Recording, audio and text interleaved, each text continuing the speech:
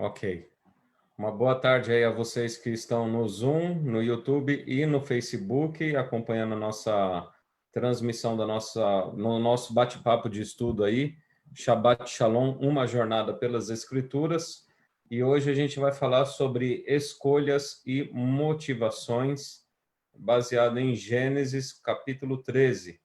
No sábado passado, nós tratamos de Gênesis 12, a respeito do chamado de Abraão, a maior jornada da vida, né? A maior jornada que podemos fazer é através do nosso relacionamento com Deus. E o chamado que ele fez, só para relembrar, sai da tua terra, da tua parentela e vai para uma terra que eu vou te mostrar. Sai da tua terra, da tua parentela, da casa do teu pai para uma terra que eu vou te mostrar.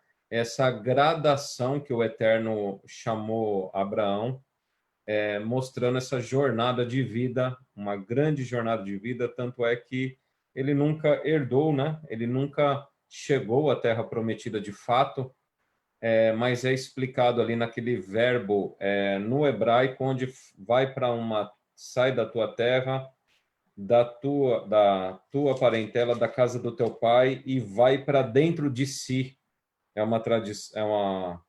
É a tradução possível, né? E vai para uma terra que eu te mostrarei. Esse vai aqui, do final do verso 1, vai para dentro de si. E é isso que aconteceu com Abraão. Ele fez uma viagem para dentro de si, para uma viagem em busca dessa transformação e desse relacionamento com Deus, que é a jornada da vida do ser humano. Hoje, em Gênesis 13, nós vamos ver aí a questão de escolhas e motivações. O que motiva você a fazer as escolhas que você faz na sua vida? Toda escolha que nós fazemos, as fazemos baseado em algumas motivações. Algo que eu quero conquistar, algo que eu quero alcançar, um desejo que eu quero satisfazer. E aí o perigo das escolhas que nós fazemos baseados em motivações que não bíblicas, íntegras e retas, e leva-nos para uma destruição. Então, todos os dias nós tomamos decisões, todos os dias nós tomamos escolhas na nossa vida, e isso é importante saber a real motivação antes de você tomar decisão, antes de você tomar uma escolha, né? Fazer uma determinada escolha. Vamos fazer uma oração, portanto, e a gente já começa no nosso estudo. Para variar, sábado à tarde a internet sempre cai, né? Porque o tráfego também aumenta, né? As pessoas vão acordando tudo. Então, os quadros estão sendo bem congelados aí no YouTube, viu?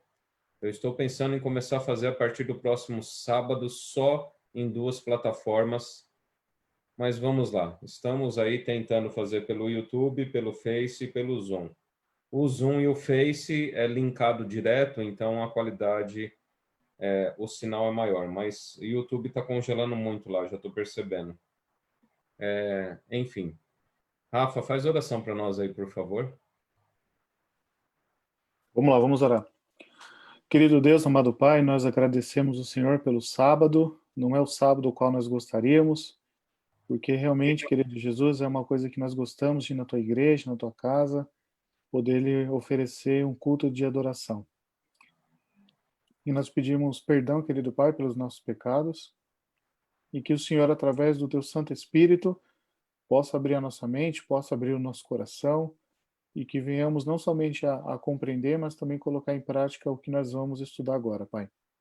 Que o Espírito Santo capacite o pastor Alexandre agora para ministrar a tua palavra, e é o que lhe rogamos em nome de Jesus. Amém, Senhor Deus. Amém. É interessante o capítulo 13 de Gênesis aparecer logo em seguida, parece óbvio o que eu vou falar, mas é questão temática, tá? É interessante o capítulo 13 aparecer logo em seguida do 12, na questão temática do livro de Gênesis, porque no 12 Abraão recebe esse chamado, e esse chamado de uma viagem que é muito mais longa do que simplesmente sair do Ur dos Caldeus e chegar até Canaã. Prova é isso porque ele nunca teve descanso, ele nunca chegou a herdar a terra prometida mesmo, porque também a terra prometida, o qual Deus prometeu para Abraão, é esse novo céu e essa nova terra que há de ser feita aí no futuro próximo, no futuro breve aí, assim esperamos, né? Então, todo o capítulo 12 de Gênesis mostra a jornada desse ser humano, a jornada minha e sua, que nós temos que tomar decisões. Você vai ter que, em algum momento, quanto mais você se relaciona com Deus, quanto mais você interage com Deus, você vai ter que tomar decisões de abandono. Abandono da tradição familiar, abandono de cultura, abandono de pensamento, abandono do estilo de falar, do seu estilo de comer, de beber, seu estilo de enxergar o mundo e fazer a leitura do mundo, enfim. O chamado de Deus para Abraão é justamente essa saída da nossa cosmovisão e entrando dentro daquilo que Deus propõe para mim e para você. Abraão personifica esse chamado, é o pai da fé por esse motivo, e o jornadear da vida dele é de ensinamento tremendo para nós. Vimos que nesse jornadear dele aí, ele fraquejou, ele mentiu, ficou com medo da morte e tal, mostrando que ele é um homem de carne e osso, assim como você, assim como eu, cheio de virtudes e cheio de defeitos também. E não por isso Deus o abandonou. Quando você chega no 13, eu não vou focar muito nos primeiros versos, mas eu quero ler aqui, porque eu deveria ter lido esses versos do 13 no sábado passado. A partir do verso 1 até o verso 5 diz assim, até o verso 4, 13, 1 a 4. Saiu, pois, Abrão do Egito para o Neguebe, ele, sua mulher e tudo que tinha, e Ló com ele. Era Abraão muito rico, possuía gado, prata e ouro. Fez as suas jornadas do Neguebe até Betel, até o lugar onde primeiro estivera a sua tenda, entre Betel e Ai, até ao lugar do altar que outrora tinha feito, e aí Abraão invocou o nome do Senhor. Pastor. Então, veja, o pessoal que está acompanhando via YouTube aí vai ficar complicado, viu? Eu estou quase encerrando a transmissão aqui, na minha opinião. Mas vamos lá. Mas quem está no Face, quem está no Zoom, está acompanhando normalmente. Mas o YouTube, pelo que eu vejo, está travado mesmo. Então, veja, Abraão é o pai da fé, lógico, Tiago fala isso, o apóstolo Paulo fala isso, mas eles usam outros trechos bíblicos. O Tiago fala a respeito dele ter saído de Ur dos Caldeus e ir para uma terra desconhecida, por isso ele é o pai da fé. Paulo se utiliza quando ele vai sacrificar o filho, Isaac, a gente vai conversar sobre isso, lá em Gênesis 22. Mas eu acrescentaria também algo dessa perspectiva de Abraão sendo o pai da fé, justamente nesses versos que eu li. Apesar de ele ter mentido, apesar de ele ter fraquejado diante, né, de uma provação, onde Faraó,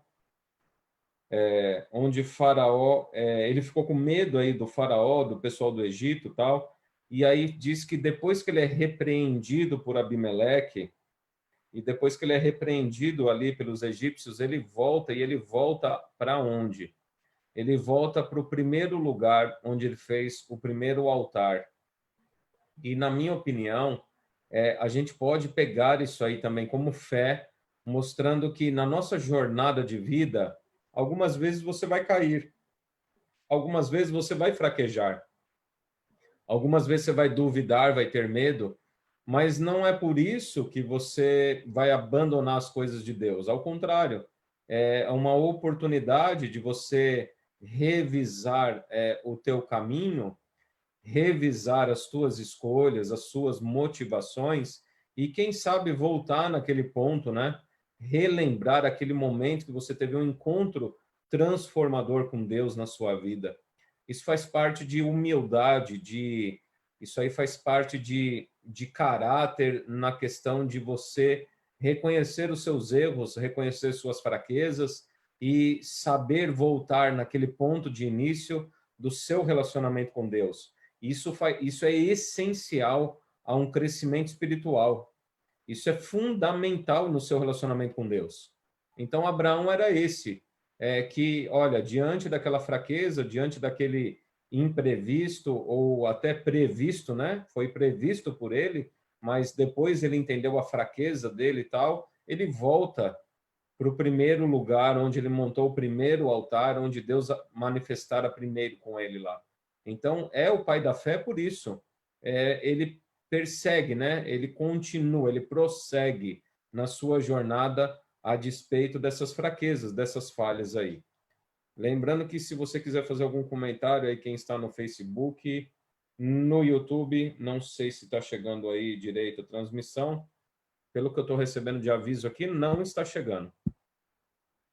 Mas, enfim, coloque aí no comentário alguma visão que você tem do capítulo ou alguma dúvida, pergunte. Dada essa introdução aí, que é mais do que um resgate do que a gente falou no sábado passado, vamos entrar então aí na questão das escolhas e motivação. A partir do verso 5, e o capítulo 13, ele é curtinho, né? São 18 versos. Aliás, o capítulo 12, 13, eles são capítulos bem curtinhos. E aqui diz o seguinte, no capítulo 13, a partir do verso 5. Ló, que ia com Abraão, também tinha rebanhos, gado e tendas. E a terra não podia sustentá-los, para que habitassem juntos, porque eram muitos os seus bens, de sorte que não podiam habitar um na companhia do outro. Houve contenda entre os pastores do gado de Abraão e os pastores do gado de Ló. Nesse tempo, os cananeus e os ferezeus habitavam esta terra. Disse Abraão a Ló: não haja contenda entre mim e ti, e entre os meus pastores e os teus pastores, porque somos parentes chegados. Acaso não está diante de ti toda a terra? Peço-te que te apartes de mim. Se fores para a esquerda, irei para a direita. Se fores para a direita, irei para a esquerda. Ló levantou os olhos e viu toda a campina do Jordão, que era toda bem regada, antes de haver o Senhor destruído Sodoma e Gomorra. Como o jardim do Senhor, como a terra do Egito, como quem vai para Zoar. Então Ló escolheu para si toda a campina do Jordão e partiu para o oriente. Separaram-se um do outro. Habitou Abrão na terra de Canaã, Ló nas cidades da campina, e ia armando as suas tendas até Sodoma. Ora, os homens de Sodoma eram maus e grandes pecadores contra o Senhor. Disse o Senhor a Abrão, depois que Ló se separou dele: ergue os olhos e olha desde onde estás para o norte, para o sul, para o oriente e para o ocidente. Porque toda essa terra que vês eu te darei, a ti e à tua descendência, para sempre. Farei a tua descendência como o pó da terra, de maneira que, se alguém puder contar o pó da terra, então se contará também a tua descendência. Levanta-te, percorre essa terra no seu comprimento e na sua largura, porque eu te darei. E Abrão, mudando as suas tendas, foi habitar nos carvalhais de Manre, que estão junto a Hebrom, e levantou ali um altar ao Senhor. Então, veja, esse aqui é o terceiro altar e o terceiro encontro do Eterno com Abraão. Eu acho, assim, é fantástico o eterno, viu? Olha, só não se relaciona com Deus quem não quer. Só não busca o eterno quem não quer. Porque a disponibilidade dele, a misericórdia dele, o amor, o carinho, a preocupação nos detalhes dele é impressionante. Veja, não sei se vocês repararam aí, versos 14 até o final, né? Do 14 até o 18, que Deus reafirma aqui a questão da descendência de Abraão e tal. Lembre-se, Abraão não tinha filho. O chamado de Abraão foi quando ele tinha 75 anos de idade. Sara tinha 65 anos de idade. Sem filho, sem descendente, e isso, para a cultura moderna, talvez nem tanto, né? Para a nossa cultura atual, as pessoas preferem mais animal de estimação do que filho hoje em dia. Mas para aquela cultura oriental, você não ter um filho, você não ter um descendente, era extremamente preocupante, era extremamente até humilhante, triste, porque também tinha a questão da tradição oral, né? O Messias viria da semente da mulher, o libertador, né? Aquele que viria resolver o problema do pecado, Gênesis capítulo 3, verso 15. O Messias viria dessa semente da mulher, o Messias viria para derrotar e destruir o inimigo, e o fato de você não ter filho era quase uma questão espiritual, tá? Até você está fora da aliança, fora do propósito da vinda do Messias, tal. E isso era muito pesaroso para o coração, não só em questões materiais, não só em questão de legado, mas em questão de questões espirituais mesmo. Poxa, será que a promessa de Deus ela se perdeu? Será que a vinda do resgatador realmente não vai mais existir? Percebe? Tudo isso aí era colocado dentro do coração, da mente dele. E aí você vê um momento o qual Satanás coloca uma semente da discórdia, porque é isso que Satanás faz, ele separa as pessoas e causa semente de discórdia, e aí ele coloca essa semente da discórdia, começando ali entre os pastores de Abraão e os pastores de Ló. Veja que Satanás não conseguiu atingir os cabeças, né? Ele atinge os pastores.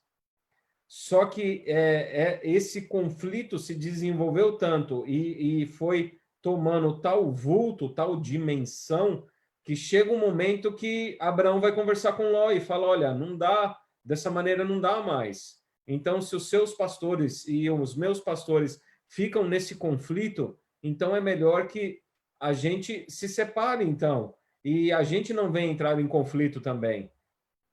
Agora, imagina no coração desse homem, 75 anos de idade, aqui possivelmente ele já estava beirando os 80 anos, 85 anos de idade aí, e aí ele está despedindo o filho adotivo dele. Não era só uma separação de Abraão e Ló, mas era um momento que Satanás colocou para destruir a esperança no coração desse que recebeu o chamado de Deus. Desse que recebeu também, além do chamado de fazer uma grande nação, as famílias da terra seriam abençoadas, ele recebe a promessa messiânica e ele sabe, ele é consciente que a promessa messiânica ela vem da semente, ela vem da geração de um ser, do Messias. E agora ele vê e fala assim, olha, nós estamos separados. Então, aquilo que eu achei que era em Ló, não é mais. Você consegue imaginar a dor desse homem aí? Os questionamentos dele? Você consegue imaginar o quão provado ele está sendo nesse momento? E aí, é nesse momento que o Eterno aparece. E é isso que me fascina. Mostrando a bondade de Deus, mostrando esse amor incondicional e impressionante, que é nesse momento de crise, de profundo questionamento, de uma crise espiritual tremenda que Abraão está passando, de vários questionamentos, o Eterno aparece para ele nesse momento e fala assim, olha, Abraão, olha para o norte, para o sul, para o leste e para o oeste. Você está vendo toda essa terra, Abraão? Vai ser sua. Está vendo essa quantidade de terra aí, Abraão? Veja, ele está num deserto, né? Está vendo a quantidade de areia? É a quantidade de descendentes que vai sair de você.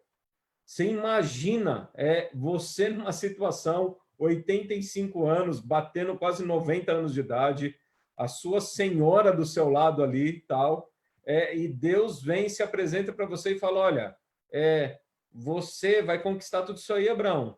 Geralmente, quando as pessoas chegam com 70, 80 anos, eles não querem mais conquistar coisas, eles querem usufruir daquilo que já conquistaram, daquilo que já construíram. E Deus vira para esse agora decano aí e tal, vira e fala assim, olha, você vai ainda conquistar coisas, toda essa terra é sua, o descendente ainda vai vir. E isso é impressionante. Deus extrapola a lógica humana. Deus ele extrapola as limitações e lógicas humanas. Quando você vai se relacionar com Deus, você não pode querer se relacionar com Deus dentro de uma lógica quadradinha, humana, porque Deus trabalha no campo do impossível, do sobrenatural. E esse Deus que se manifesta poderosamente é impressionante o modo como ele se apresenta em momentos cruciais da vida. Talvez você está passando aí por uma queda espiritual, questionamentos espirituais. Talvez nesse período de isolamento você de repente dá uma baixa, tal, ou você se afasta. Mas são nessas horas que Deus está se apresentando para você. E aí a pergunta talvez é porque você não enxergue, de repente, essa presença do Eterno na tua vida. Mas o fato é que o Eterno, ele sempre vai se manifestar em momentos cruciais da tua vida e da minha vida. Dado esse primeiro momento aí, eu quero falar sobre a questão de escolhas e motivações. Veja só então, né? O eixo aí central é dos versos 8 ao verso 12, de 8 a 12, dentro do capítulo 13. Disse Abraão a Ló, não haja contenda entre mim e ti, e entre os meus pastores e os teus pastores, porque somos parentes chegados. Acaso não está diante de ti toda a terra? Peço-te que te apartes de mim, se fores para a esquerda, irei para a direita, se fores para a direita, irei para a esquerda. E agora o eixo aqui, né? Que eu quero focar aqui na questão de Ló, que Abraão eu já falei. Versos 10, 11 e 12. Levantou Ló os olhos e viu toda a campina do Jordão, que era toda bem regada. E aí já vem uma observação, né, no texto, antes de haver o Senhor destruído Sodoma e Gomorra. Mas tirando esse parênteses aqui, olha só como fica o texto. Levantou Ló os olhos e viu toda a campina do Jordão, que era toda bem regada, como o jardim do Senhor, como Éden, como a terra do Egito, como quem vai para Zoar. Então Ló escolheu para si toda a campina do Jordão e partiu para o oriente. Separaram-se um do outro. Habitou Abrão na terra de Canaã e Ló nas cidades da campina, e ia armando as suas tendas até Sodoma. Veja, Sodoma e Gomorra, você conhece, é famoso, né? A destruição de Sodoma e Gomorra. Toda vez que você faz uma má escolha, muitas das vezes, você não vai perceber que você está fazendo uma má escolha. Agora, aí a gente pensa assim, mas pastor, se muitas vezes que eu faço uma má escolha, eu não percebo que eu estou fazendo uma má escolha, então como é que eu vou me livrar das más escolhas? O ponto do texto aqui é que Ló, ele já tinha levantado os olhos. Veja o verso 10. Não foi a questão da motivação de Ló já determinou a sua escolha. Então, quais são as suas motivações por trás das suas escolhas? Porque muitas vezes a gente pensa muito na escolha que eu tenho que tomar. Por exemplo, será que eu vou para tal lugar trabalhar ou será que eu vou para tal lugar trabalhar? Uma proposta de emprego. Quando eu penso em tal lugar e tal lugar, será que eu estou pensando somente nas escolhas ou será que eu estou avaliando as reais motivações que me cercam, que me impulsiona a levar uma tomada de decisão em uma determinada escolha? Está compreendendo aí? Então, veja, Ló, no verso 10 de Gênesis 13, mostra que quando Ló levanta os olhos em direção ao Oriente, em direção ao Jardim do Éden, a caminho do Egito para quem vai para Zoar. Veja, lembre-se que eu falei que aqui é um micro-evangelho, né? É a micro-história do povo de Deus. Essa insistência, né? Em um povo de Deus olhar para o Egito, em um povo de Deus virar a face dele em direção ao Egito, a Sodoma, para quem vai para Zoar, para o Jardim do Éden. O Jardim do Éden foi transplantado, né? Ele saiu aqui da Terra, não existe, sabe? Não adianta você querer, eu vou para os Estados Unidos que eu vou ter uma vida melhor, eu vou lá para a Itália que eu vou ter uma vida melhor, eu vou para o Japão que eu vou ter uma vida melhor, eu vou para tal lugar que eu vou ter uma vida melhor, eu vou sair do norte, do nordeste do Brasil e venho para o sudeste, para o centro-oeste, enfim. A questão é que quando você quer fazer essas mudanças geográficas, as suas motivações o acompanham. Os seus sentimentos, as suas emoções, elas o acompanham. Então, você faz essa mudança geográfica, mas no fundo, as suas motivações acompanham você. A sua visão de mundo te acompanha. E aí, é isso que você deve tratar. E é isso que Ló meio que desprezava aí. Enquanto Abraão, no seu jornardear, ele entendeu o chamado de Deus, vai para dentro, sabe? Vai para... Conhece você mesmo. Ló não. Ló, ele levanta os olhos e ele tira os olhos para dentro de si e joga os olhos para a ilusão que o mundo oferece. E como é que eu vou dizer aqui?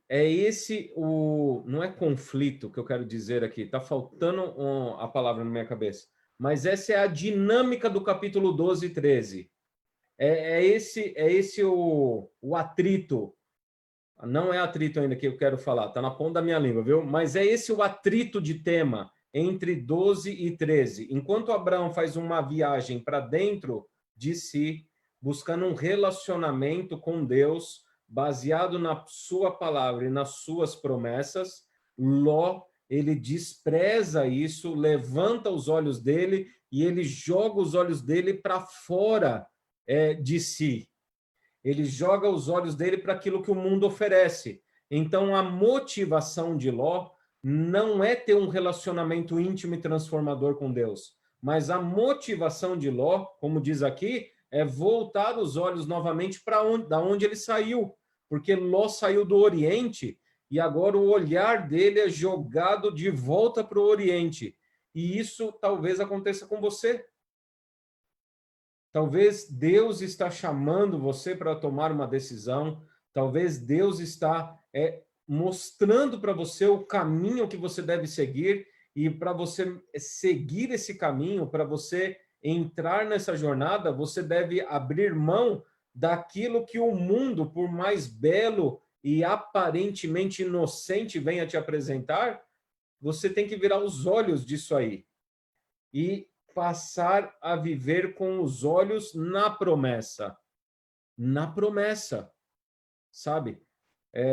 Deixa eu ver o que Andrei está falando aqui. Andrei. Somos tentados a fazer como Ló, nossa visão humana. Precisamos aprender a pedir orientação de Deus nas nossas escolhas. Sim, esse é o ponto, mas vai além, viu? Não só orientação nas nossas escolhas, mas nós precisamos pedir a Deus que transforme as nossas motivações. E esse é o ponto.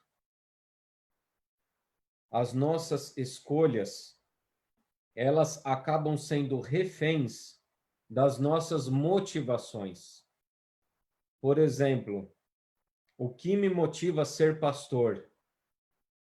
Se as minhas motivações não forem corretas, quantos e quantos pastores aí que tomaram a decisão de serem pastores, acabam por suas motivações, seja pela vaidade, seja pela ganância, avareza.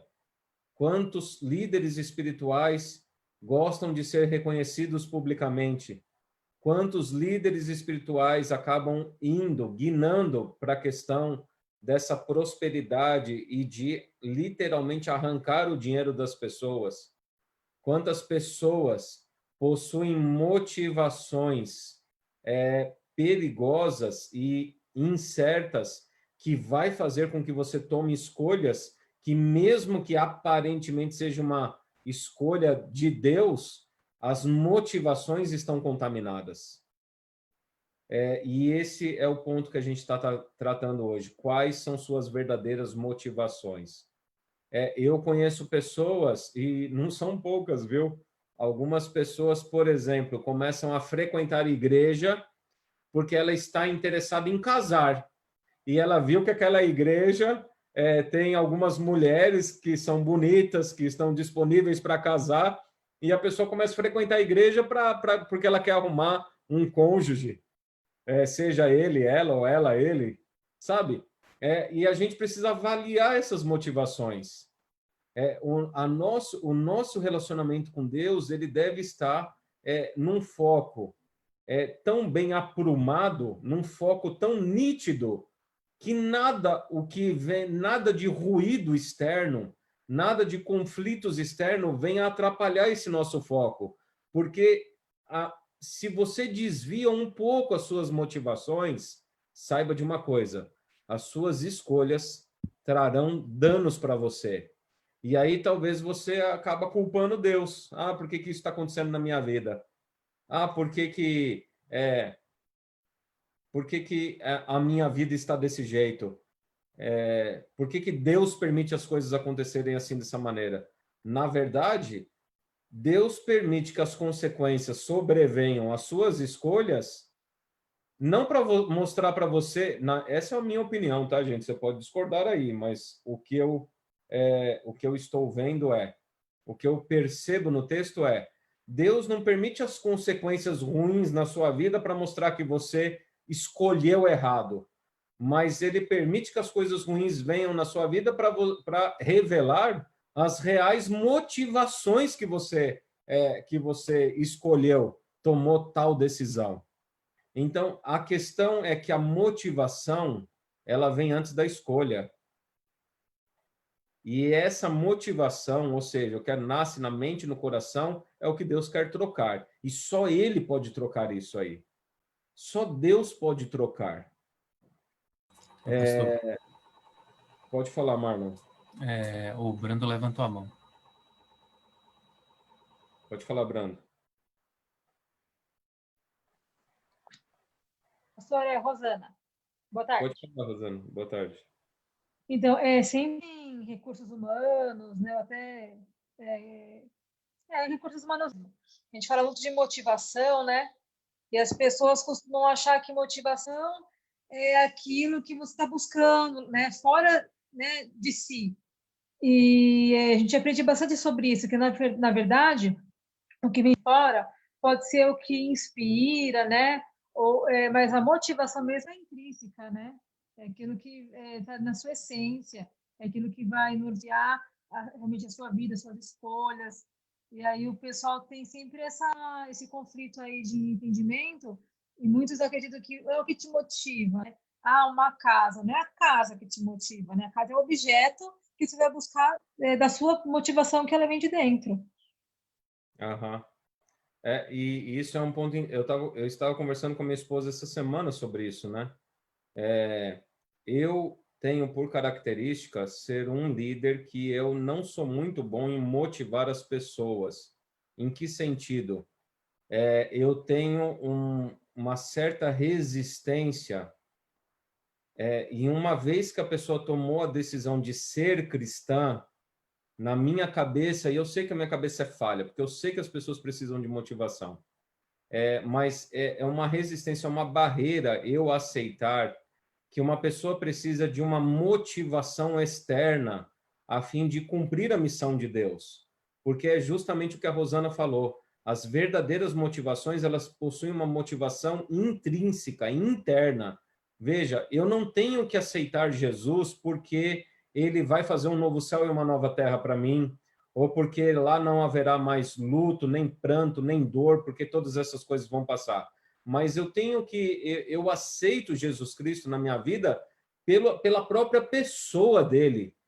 Independentemente se ele prometesse novo céu e nova terra. Poderia, de repente, eu morrer nessa vida aqui e talvez não ter um novo céu e uma nova terra, tá entendendo? Mas pelo próprio fato dele ser o que ele é. O próprio fato de ser o que Deus já deve ser automotivador. E eu não preciso, sabe? Você não precisa de um elogio, ou de um agrado, ou de um mimo. Eu sei que Deus faz. Deus faz, viu? Deus faz essas coisas. Deus, ele na misericórdia dele, ele provê mimos, ele provê um elogio da boca de alguém, ele provê essas coisas externas.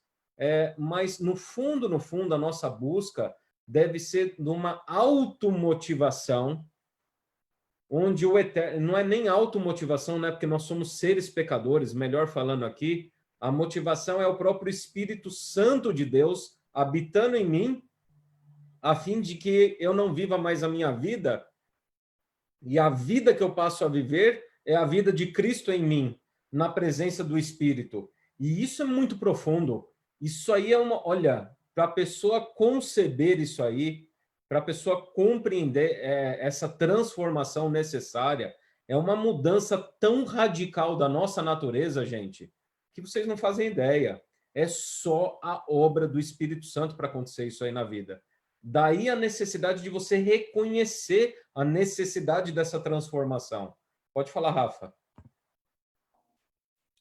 Dois pontos, pastor, indo nessa linha aí. O primeiro ponto foi até um livro que você me indicou, que é aquele Simples Demais, né? Que ele acaba falando sobre não deixar as nossas emoções, né, tomar uma decisão por nós, né? Sim. E aí eu tenho até uma dúvida, né, sobre essa questão de motivação, né? Pensando na cruz, pensando sobre Cristo, né? Pegando esse gancho aí que você falou, a gente pode falar que Jesus realmente ele tinha uma motivação para estar concluindo o plano da salvação, que eu entendo que a motivação seria nós, né? Resolver essa questão do pecado, colocar um ponto final. Será que a gente pode encarar isso como uma motivação? Então, quando você fala que é nós, lógico, tem um aspecto externo, mas quando você lê os evangelhos, mostra que qual era a motivação? O amor. E esse amor faz parte do caráter de Deus. Então, lógica, quando eu falo, gente, que tem que ser intrínseco, não é nem um ou outro, mas a questão é até uma balança, melhor dizendo. A motivação externa, ela existe? Sim, existe. A gente não pode negar isso. Mas é num grau tão ínfimo, tão pequeno, e não deve gerar motivações em você. As motivações exteriores não devem ser o centro da tua vida. Elas passam a ser, na verdade, consequências. Mas o que motivou Cristo, o ser humano, tal, sim, fala lá em Isaías 53, né? Ele vai ver o resultado da sua obra. Isaías 53 fala que ele vai ver o resultado da sua obra e o seu coração ficará satisfeito. Mas o que motiva Cristo é a própria personalidade dele, que é amor. Porque para pensar, ainda que Cristo olhasse, sabe? Ainda que Cristo visse lá, mas para pensar de maneira calculista ali no próprio evento da cruz, no próprio momento da cruz. Qual foi a motivação dele? Se os 12 estavam abandonando ele, e dos 12, um era traidor ainda. Qual foi a motivação que ele tinha, se você pensar de maneira fria e calculista, naquele momento ali, da Santa Ceia? Qual motivação ele teria, sendo que os 12 estavam discutindo quem seria o maior no reino de Deus? Veja, discussão de motivação aí, né? Eles estavam do lado de Cristo, motivados a saber quem seria o maior no reino de Deus ali. Então, a motivação, ela é algo que possivelmente nós estamos tão contaminados pelo pecado que a motivação pura e verdadeira é o Espírito que vem fazer. E aí talvez a gente consiga entender por que Paulo fala que nós não somos salvos pelas obras, mas Tiago fala que a fé sem obras é morta. E aí quando você estuda na teologia de Paulo, fala assim que Deus, de antemão, nos preparou para as suas obras. Em outras palavras, até as obras de misericórdia que nós fazemos, ela pode ter um princípio motivador egoísta. Então, eu posso lá dar uma cesta básica para uma pessoa que está faminta para eu me sentir melhor. Olha só que coisa louca. Para eu deitar minha cabeça no travesseiro e falar assim, ó, hoje eu fiz a minha parte. Hoje eu me sinto melhor porque eu fiz isso. E aí Paulo vai na jugular. A teologia de Paulo é fantástica. Quando vira e fala assim, ó, as nossas obras, e Isaías também fala isso aí, né? Paulo está trabalhando Isaías, as nossas obras diante do Eterno é como trapos de imundícia, como panos de menstruação. Veja, isso é uma transformação tão profunda, e por isso que a conversa nossa de hoje aqui é a continuação do sábado passado. Isso é uma jornada de uma vida inteira. É permitir que o Eterno transforme e santifique até as tuas motivações, para daí acontecer escolhas santificadas pela presença do Eterno. E aí, nesse ponto, a gente quase beija, né? Nesse ponto, a gente quase beija e abraça Calvino, que diz que, no fundo, a gente não tem livre-arbítrio. Dessa perspectiva calvinista, talvez sim. Talvez nós não temos o livre-arbítrio realmente, porque somos contaminados pelo pecado. Mas, ao mesmo tempo, porque eu não sou calvinista, mas eu não sou arminiano, né? Eu não sou também livre-arbítrio total, eu estou aí na coluna do meio. Nem Calvino e nem Armínio, né? Nem total livre-arbítrio e também nem total predestinação. Porque, na verdade, nesse conflito entre o bem e o mal, eu devo permitir a ação do Espírito Santo na minha vida, a fim de que santifique minhas motivações e que conserte as minhas escolhas, que aí eu passo a viver para a honra e glória de Deus. E é esse conflito entre Abraão e Ló. Pode falar, Marlon, que você tinha chamado aí. Eu vou fazer um comentário, o Brando quer falar logo em seguida. Voltando um pouco aqui, ainda falando sobre escolhas, né, e voltando até o verso, até ao momento em que Ló levanta os olhos, eu acho interessante que ele olha, ele meio que cobiça, né, deseja aquilo, e ele vai armando as tendas até Sodoma. Ele vai buscando o objetivo dele. Eu tenho essa gradação na mente, sabe? Ele vai sempre se aproximando de Sodoma. E eu acredito que no próximo sábado nós vamos continuar nessa história, porque ele está dentro de Sodoma, no próximo capítulo, né?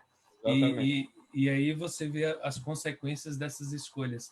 E aqui eu acho interessante o seguinte, que Deus permite que nós façamos essas escolhas. Só que ele não permite no sentido de, ó, eu vou permitir você fazer, mas você vai quebrar a cara na frente, e aí você vai ver que eu tô certo. Porque não é assim que eu imagino que Deus pensa. Ele permite, mas ele também sofre com as nossas escolhas, mesmo a gente fazendo essas escolhas erradas, né? Da mesma forma, quando Abraão ele chegou a Ló e fez essa proposta, e depois, com as consequências futuras, ele foi e sofreu, porque ele foi atrás. A gente vai ver essa história mais na frente, principalmente na questão da destruição de Sodoma e Gomorra, na hora que ele conversa com os anjos por interceder por aquele que está lá em Sodoma, né, na destruição dela. Então ele sofre também. E eu vejo Deus da mesma maneira na hora que essa permissividade de Deus não é uma permissividade de vai lá e quebra a cara. É uma permissividade no sentido de, infelizmente eu permito que você faça isso porque você tem essa liberdade para ter a sua escolha. Só que eu sofro com a consequência dela. E a prova disso é que Jesus veio e sofreu pelas consequências das nossas escolhas. Né? Antes do Brando falar, deixa eu ler aqui, ó, a Simone escreveu aqui no Face, não imagino como era a cultura, mas até mesmo por Abraão ser já idoso e o tio que tinha papel de pai, Ló poderia ter deixado para Abraão fazer a escolha. Ele foi egoísta, sem dúvida nenhuma. E também, só que pense também, Simone, que na verdade não é nem a questão egoísta, tá? Porque no texto diz que Abraão concedeu a oportunidade a Ló. Então, de certa maneira, Ló foi até respeitoso, sabe? Mas foi Abraão que tomou a iniciativa e deu o direito que lhe cabia como chefe de família e tal. Ele concedeu esse direito a Ló, ao sobrinho. Falou, olha, você escolhe. Se você escolher para a direita, eu vou para a esquerda. Se você escolher para a esquerda, eu vou para a direita. E Abraão, o próprio Abraão concedeu isso a Ló. Pode ser que Ló poderia ter retrucado? Não, eu quero que o senhor escolha, tal. Eu penso assim, né? Que a questão aí não foi a escolha. Eu penso que a escolha errada de Ló foi separar-se de Abraão. Mesmo que ele escolhesse o outro lado, tá entendendo? Mesmo que ele escolhesse não a direção de Sodoma e Gomorra, o fato dele ter tomado a decisão da separação, isso sim foi egoísta da parte dele. Porque teria que resolver o problema, e ponto final. Ainda que a gente está entrando muito aqui no se, né? Se. É bom a gente analisar o fato. Aconteceu e ponto final. Então, a gente trabalha dentro do que aconteceu. Aconteceu que ele se separou.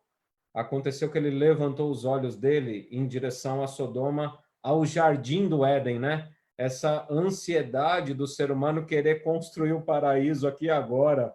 É até loucura isso. Você querer construir um jardim do Éden aqui e agora, nesse mundo de pecado e de sofrimento, é loucura, né? E Abraão estava aí totalmente louco, iludido. Abraão não, Ló, né? Ló estava totalmente louco, iludido, querendo reconstruir um Éden. E o que o Marlon falou, está no verbo aí, né? Nesse presente contínuo, né? Uma ação que começa no passado, continua no presente e se estende até o futuro, né?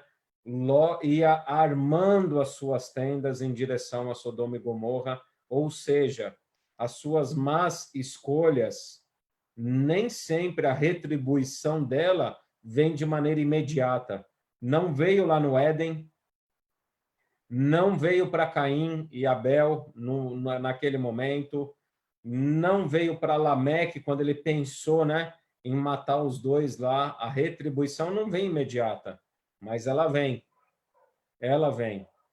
Então, as nossas más escolhas, que são pautadas por más motivações, ela traz as suas consequências, tá? Pode falar, Brando, você que levantou a mão. Rosana de novo. Eu, Rosana.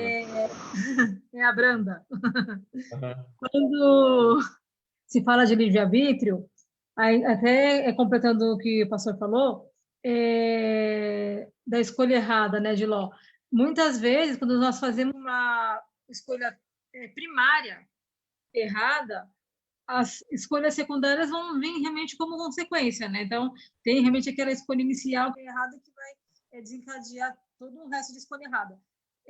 Inclusive, em arbítrio, uma vez eu vi no Facebook, alguém postou, assim, eu achei até interessante, falar que nós temos liberdade de escolha, mas tem momento que fazemos uma escolha. Aí nós estamos presos àquela escolha. Então, a partir desse caminho, desse que a gente escolhe, né?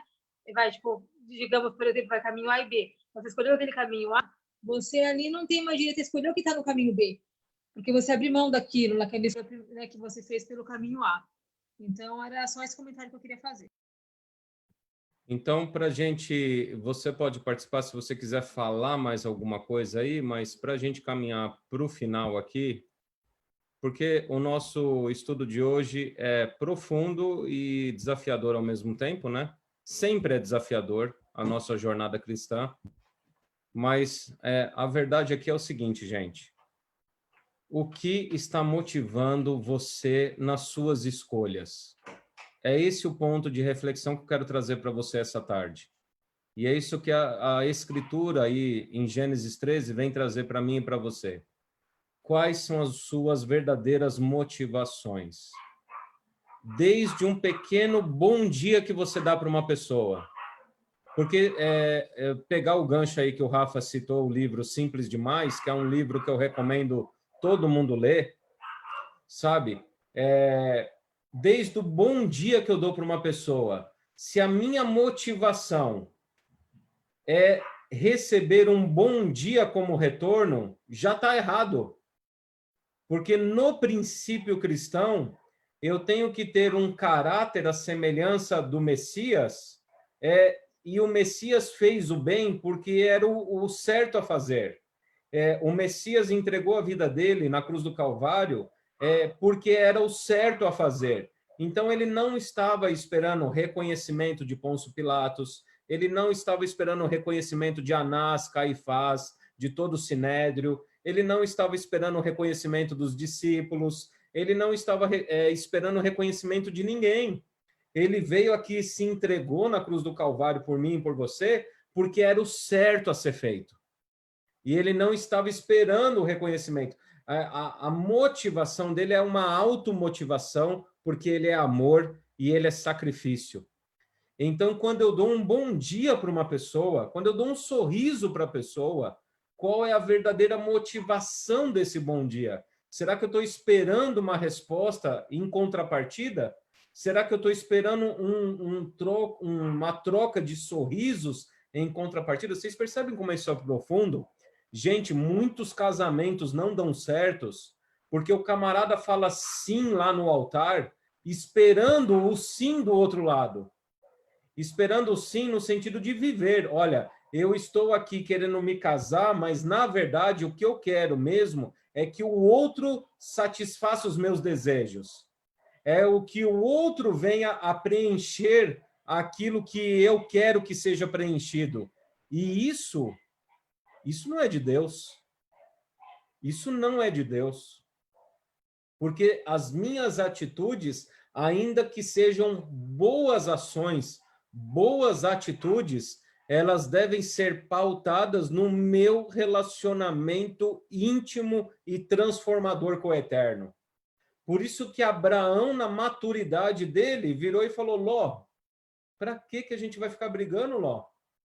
Escolhe aí onde você quiser ir. Se você quiser ir para a direita, eu vou para a esquerda. Se você quiser ir para a esquerda, eu vou para a direita. Porque o que motiva Abraão, olha só, quando Abraão falou essa frase, é muito lindo isso aí. O que motiva Abraão ter falado isso aí?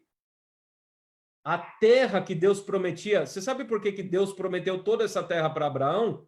Porque isso não motivava ele. Ele não estava em busca de terra. Ele não estava em busca do local geográfico. Ele estava em busca de um relacionamento íntimo com Deus e na promessa do Messias. Por isso que Abraão ansiava ter um filho. Porque quem sabe seria o Messias. Lógico que o filho nasceu, depois a gente vai ver, e as motivações bagunçam um pouco a cabeça dele, e é por isso que vem o sacrifício de Isaac, para realinhar a verdadeira motivação. Então, veja, o que deve te motivar é você ser um filho de Deus, e não ter Deus. Olha só, gente, isso é tão sério, porque tem muita gente que vai nas igrejas lá e fica orando e clamando, Senhor, me batiza com o teu Espírito, e o povo quer falar em línguas lá para mostrar o fogo diante das pessoas, tal, não sei o quê. Só que aí a hora que você vai ver a motivação, é quase um criar de uma classe especial dentro da igreja.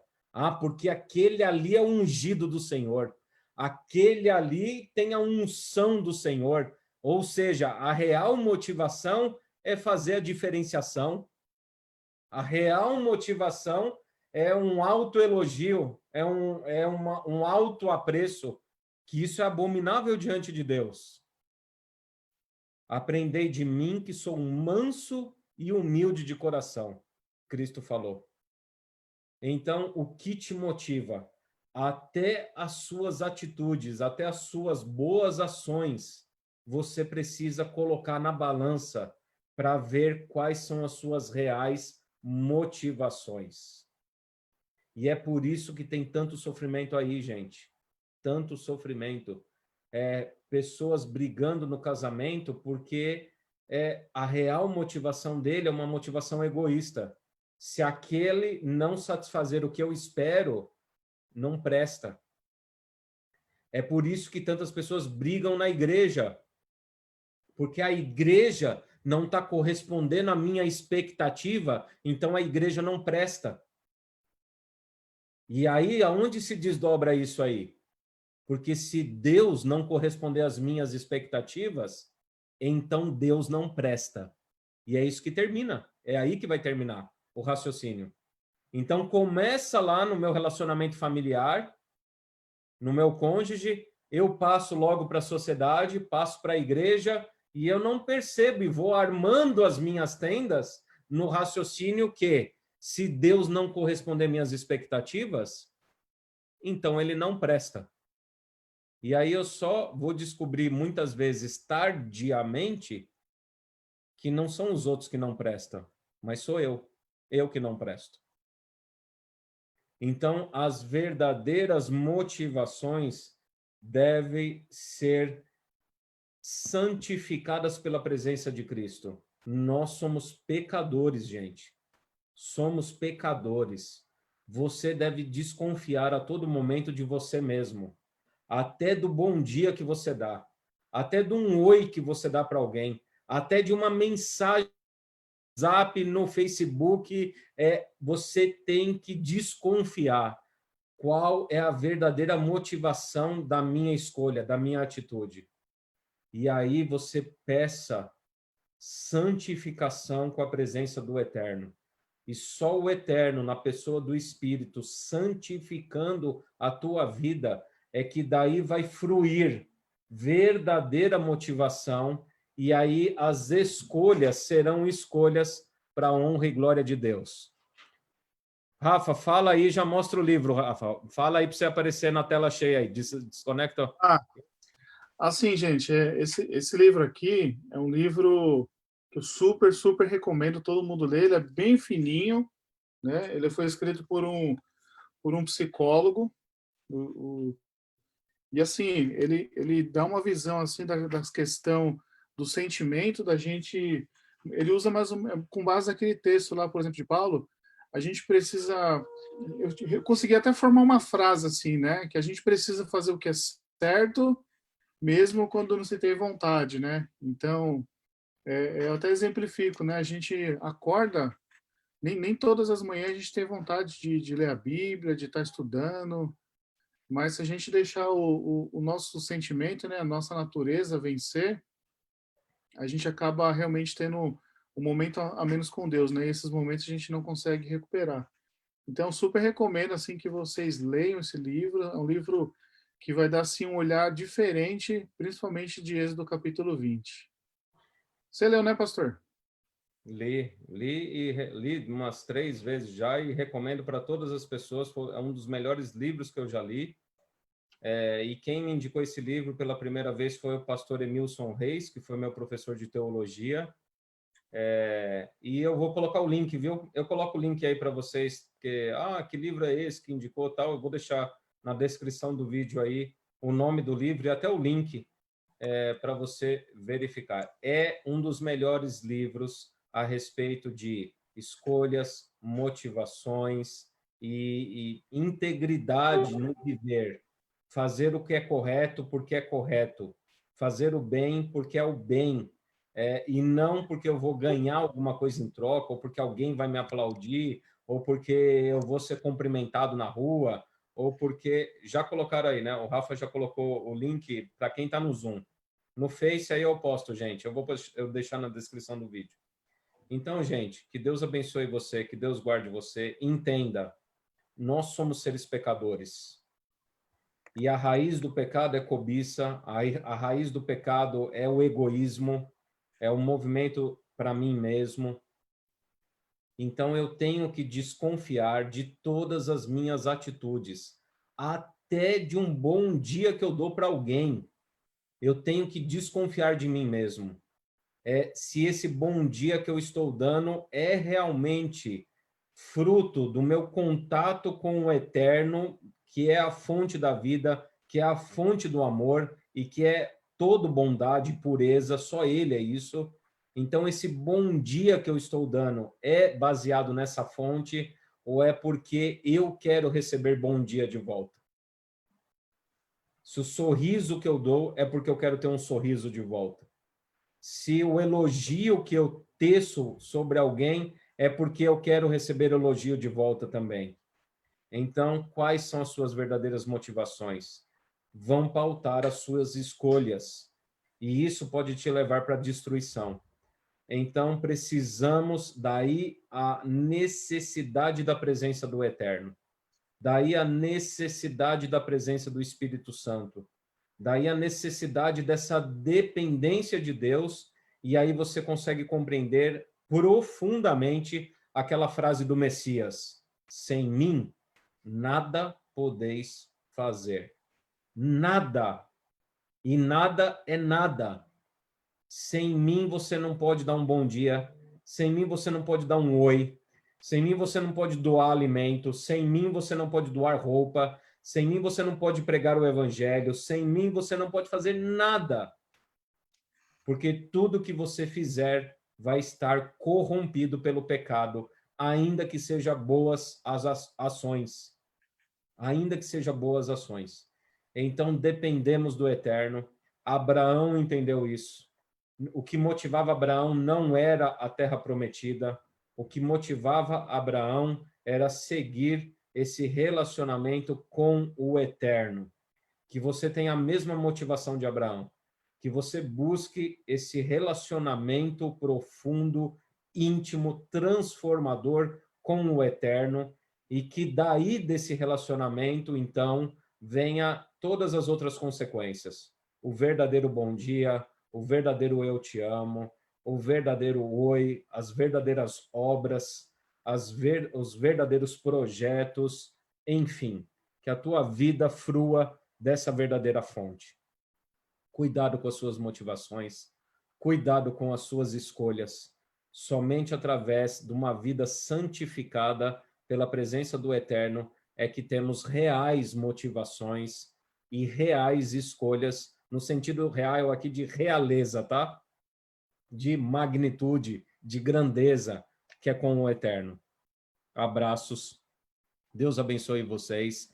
Lembrando que amanhã, às 19 horas, nós continuamos o nosso livro, o estudo do livro de Romanos, capítulo 3, e o tema de amanhã é uma verdade inconveniente. Romanos, capítulo 3, uma verdade inconveniente. Amanhã, às 19 horas. Vamos fazer oração, gente? Vamos orar. Senhor eterno Deus, agradecemos ao Senhor pela revelação da tua palavra de Gênesis 13, o relatado esse caso específico da separação de Abraão e Ló. Muito obrigado, Pai, pelos profundos ensinamentos ali. Ajuda-nos, Pai, a termos a mesma motivação de Abraão. Ajuda-nos, Pai, a termos a mesma motivação do Teu Filho Jesus Cristo quando aqui na Terra. Santifica a nossa vontade, santifica as nossas emoções, as nossas motivações, as nossas escolhas. Livra-nos do mal, do egoísmo, do pecado, Pai. Cria em nós um coração manso e humilde. Ajuda-nos, Pai, a sermos homens, mulheres, seres humanos guiados por Ti, somente por Ti, Pai. E que a nossa verdadeira motivação seja somente manifestar a honra e glória ao Senhor nesse mundo de trevas. É o que lhe rogamos em nome do nosso Senhor e Salvador Jesus Cristo. Amém. Deus abençoe, gente. Abraços. Valeu pela presença. Até amanhã, às 19 horas, no estudo do livro de Romanos, capítulo 3, Uma Verdade Inconveniente. Obrigado, pastor. Um abraço. Valeu. Abraço. Falou, pastor. Tchau, tchau. Tchau, gente. Falou. Tchau, pastor. Deus Tchau, abençoe. Tchau. Deus abençoe. Tchau, Marcos. Abraço. Tchau, tchau.